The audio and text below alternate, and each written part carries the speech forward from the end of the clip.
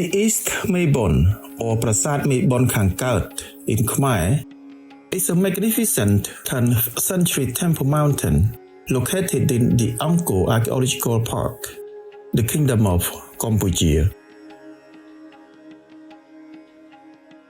Unlike many temples nestled in jungles, its most distinctive historical feature is that it was originally constructed on an artificial island in the center of the vast East Baray reservoir, built about half a century earlier than the temple. Join us in exploring this remarkable temple as we uncover the stories of its hidden history today.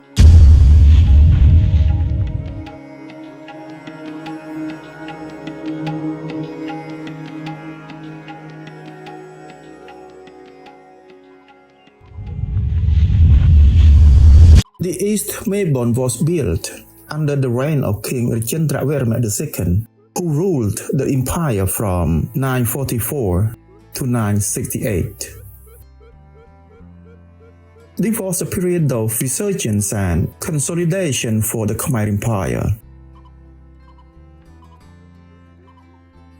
The king re-established the capital at Yasodharapura, the area around Angkor Thom, after Jayavarman IV capital at Koh Ker was abandoned.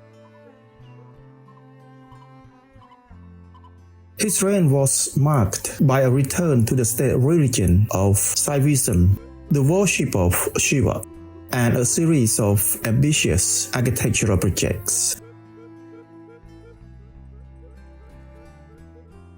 Rajendravarman was dedicated on Friday, 28th of January 953 at about 11 a.m. as confirmed by its foundation stele. It was built as the state temple of Rajendravarman II, but with a unique twist. It was constructed on a small island in the East Baray called Yasodharapura, the reservoir of Yasodhara, a massive man-made reservoir measuring 7.5 kilometers by 1.8 kilometers, and it was capable of holding about 55 million cubic meters of water, now dry, when the water level reached 4 meters high. Which was built by his predecessor, King Jayavarman I. The East Baray was not just a utilitarian water management project. It was a symbol of the cosmic ocean from Hindu cosmology. By placing his state temple on an island in the center of this ocean, Rajendravarman II was physically and symbolically reinforcing his divine kingship. The temple represented Mount Meru, the abode of the gods, rising from the primordial waters.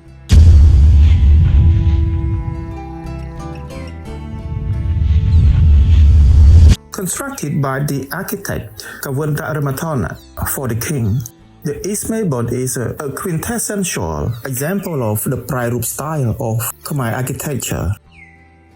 Named after the state temple Rajendravarman II built later in his reign, Prairup. This style is characterized by materials. The use of brick for the central towers and laterite for the enclosing walls and platforms. Stucco was applied to the brick and carved with intricate designs, though most of it has now eroded. Layout.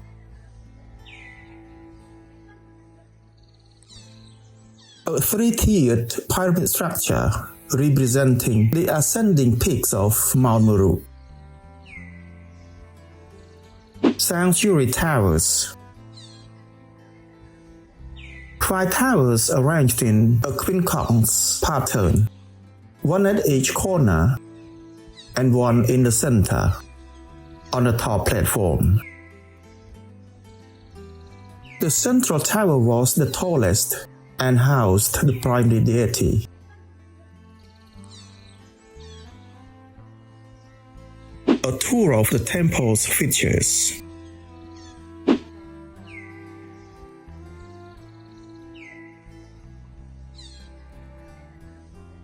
The temple is surrounded by a large laterite wall and a now dry moat, which was the inner boundary of its artificial island. The temple's laterite foundation measures 126 meters by 121 meters and features 4 projecting landing stages oriented towards the cardinal directions. Surrounding the outer enclosure, which spans 108 meters and 104 meters, is a laterite wall that is indented at the midpoint of each side, ensuring adequate space between the landing stages and the 4 gurudwaras. A number of galleries encircled this area.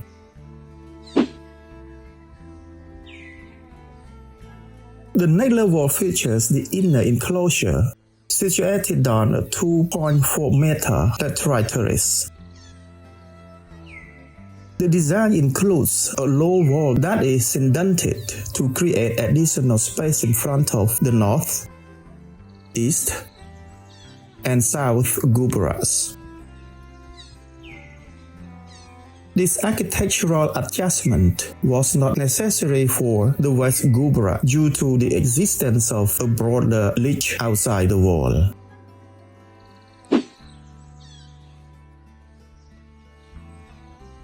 The temple has 4 entrance pavilions gurudwaras at the cardinal points. The eastern entrance is the main one. The causeways are flanked by impressive and well-preserved sandstone statues of lions. One of the East Mebon's most famous features is the series of 3 standing stone elephants, approximately life-size, stationed at the corners of each tier. These elephants are not just decorative, they are the Dikpalas, guardians of the cardinal directions, and their presence reinforces the temple's role as a cosmic center. They are remarkably well preserved and provide a powerful sense of grandeur.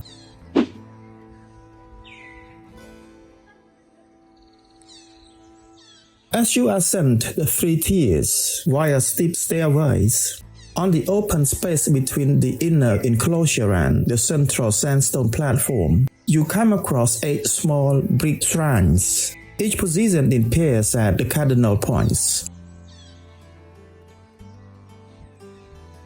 Each shrine features an open door facing east, while the other 3 sides remain closed off with blank doors, and 5 laterite buildings of the library type, 3 facing west on the east side and 2 facing east on the west side.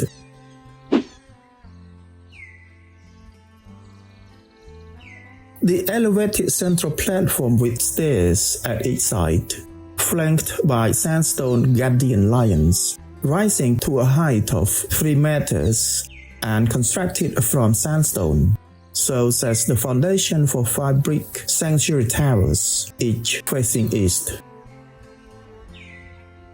Consistent with traditional designs, the central tower is notably larger than the 4 surrounding towers and is situated atop a platform measuring 1.9 meters. The central tower is prominently adorned with 3 intricately carved blind doors on the north, west, and south sides, all very similar in style to the Prairup temple. originally called Rajendravarman. Each lintel of the doors showcases exquisite carvings that depict themes from Hindu mythology. On the central tower, the east lintel shows Indra, the god of the rain, on his three-headed elephant, Airavata, with small horsemen emerging from the garland. The west lintel features Varuna, the Hindu god who watches over the western direction, depicted riding his Hamsa instead of the typical Magora mount with features holding uteruses. The south lintel has Yama, the Hindu god of death and justice, on his buffalo. The north lintel shows Kubera, the god of wealth, on a human head. In every corner of the shrine, the brickwork features intricate carvings of male deities on the side walls. Keep an eye out for the small holes that once helped hold the original stucco finish, remnants of which can still be spotted in certain areas. The central tower was dedicated to Shiva in the form of a linga named Rajendravarman, the lord of Rajendravarman, a common practice of defying a king's name with the suffix Iswara. The linga has been replaced by a serene image of a seated Buddha after the religious change.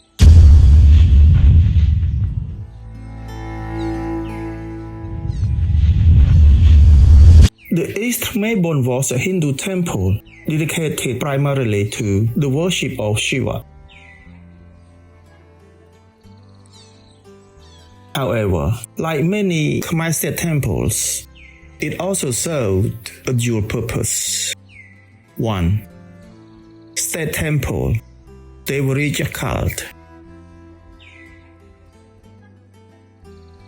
It was the spiritual anchor of Rajendravarman II's reign, housing the Jayavarman linga, claims to be named Rajendravarman by the death, that symbolized his divine authority and connection to Shiva in the main central tower.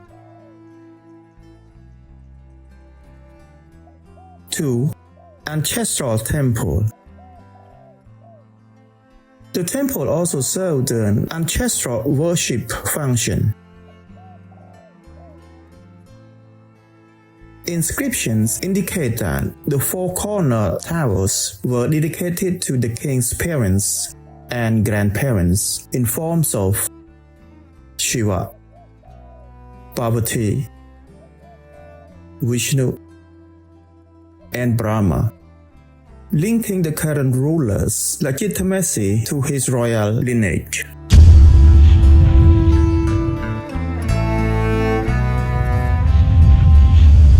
By the end of the Angkorian period, mid-15th century, the sophisticated water management system began to fail. The East Baray, like the West Baray, eventually silted up and was no longer maintained.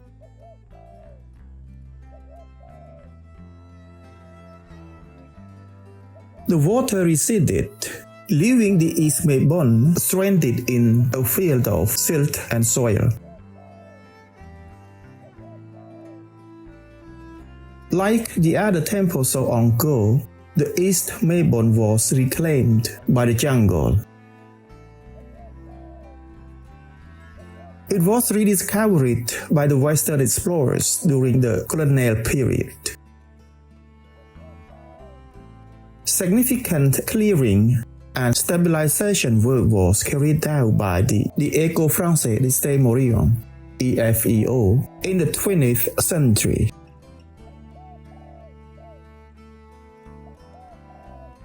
The temple has undergone several anastylosis projects, the restoration technique where original pieces are reassembled with new materials used only for support where necessary.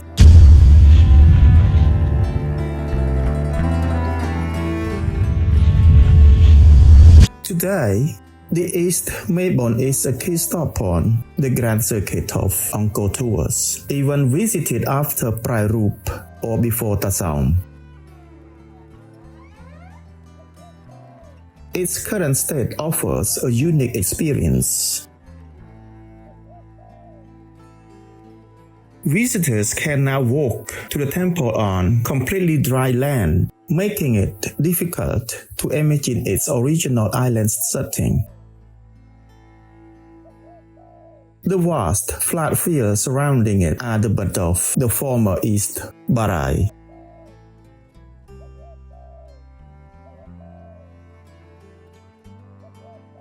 Despite the erosion of its stucco, the temple's massive reddish-brown laterite and brick structure is incredibly imposing. The guardian elephants and lions remain stunning highlights. It stands as the testament to the hydraulic engineering, architectural genius, and profound cosmological beliefs of the Khmer Empire at its height. It provides a crucial evolutionary link between the earlier temple mountains like Bakhang and the later masterpieces like Angkor Wat and Bayon.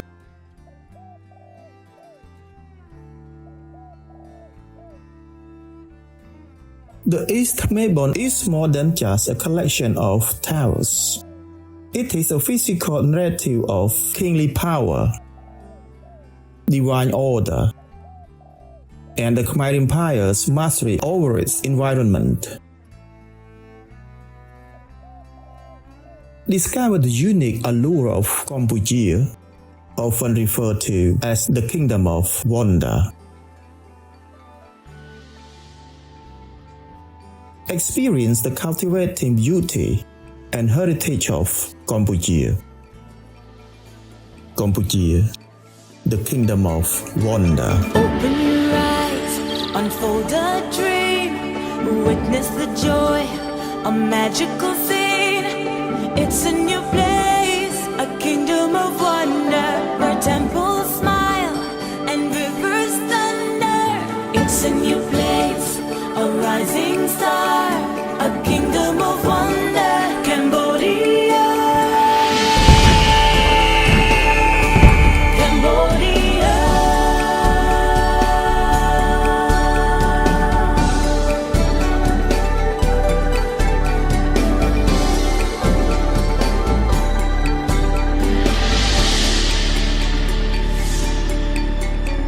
Enter our realm, discover the light, a blessing of gold, enchanting its night.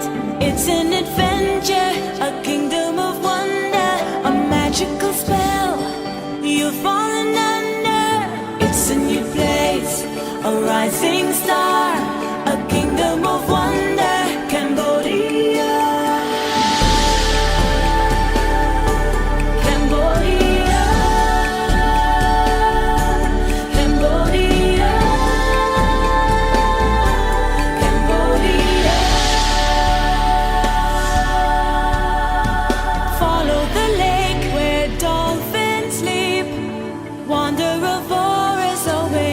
And deep, it's an adventure, a kingdom of wonder, the dream of your life just crossed the border.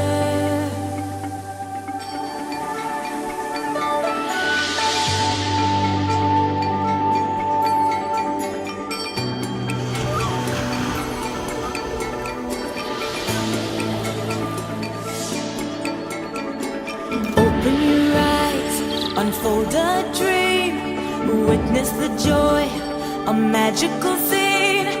It's a new place, a kingdom of wonder.